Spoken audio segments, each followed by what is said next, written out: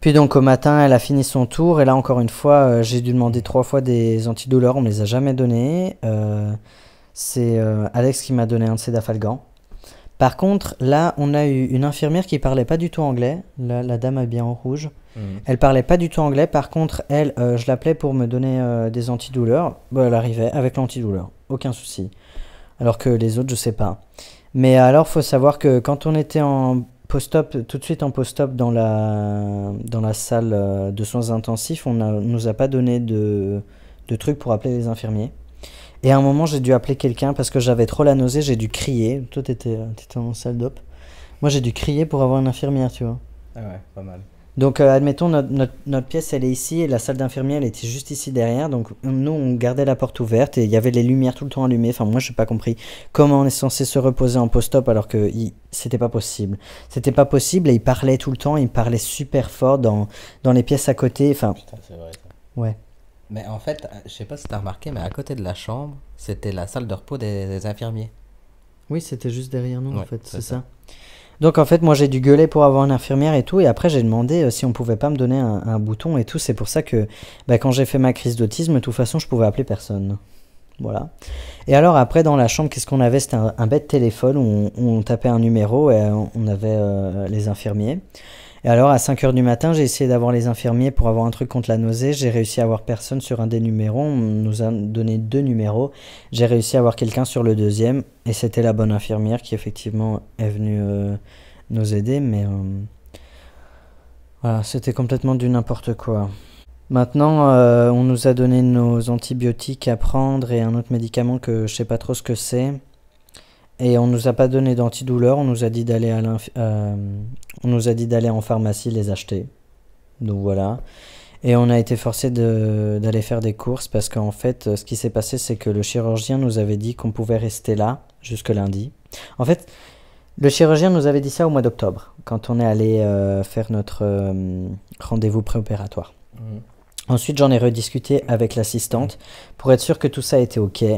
C'était ok, normalement on pouvait rester jusque lundi. Et finalement, hier, le chirurgien est rentré dans la chambre et nous a dit que tout était ok et qu'on pouvait partir à l'hôtel le jour d'après. Et je fais genre, quoi, pardon, excusez-moi, j'ai pas compris. Et là, il nous explique qu'il n'y a rien qui nous retient ici et tout. Et je lui dis que on n'avait pas prévu ça, que normalement on devait rester jusque lundi. Lui il dit, ah, je sais pas et tout, et il part. J'ai appelé à nouveau la même infirmière de merde, hein, et je lui ai expliqué ça, et elle m'a fait passer pour un gros con. Elle m'a dit que c'est moi qui avais rien compris et tout, qu'en fait on restait bien jusque lundi et tout.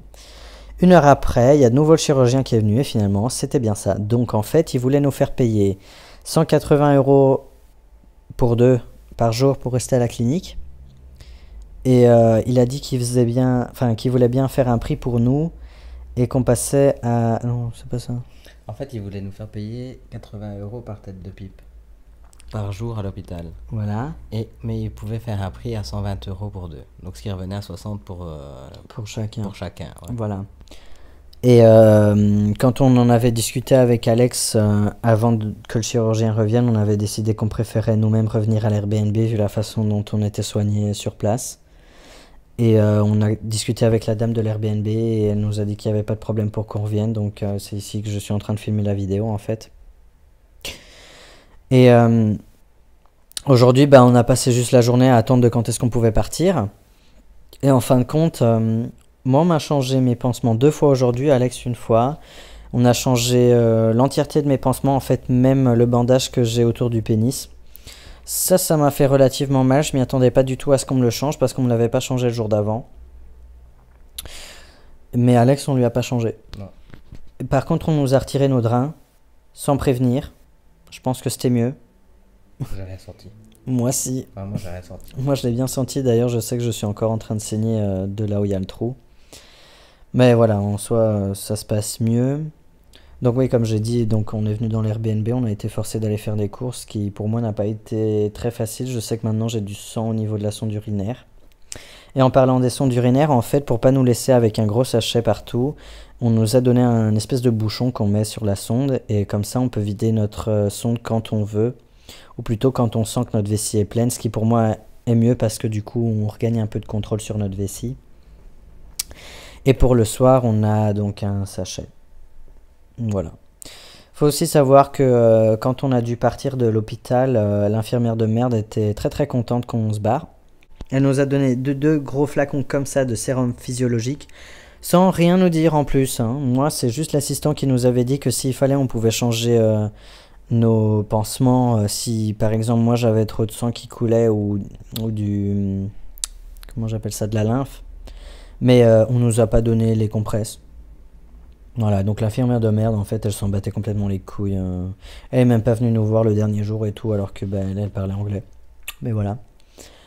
Ça se voyait bien qu'elle en avait juste marre. D'ailleurs, une autre infirmière a essayé d'être un peu gentille avec nous. Enfin, pas une infirmière, mais en gros, la dame du secrétariat a essayé d'être gentille avec nous, de nous donner les papiers. L'autre, en fait, ça se voyait au langage non verbal qu'elle voulait juste qu'on se barre.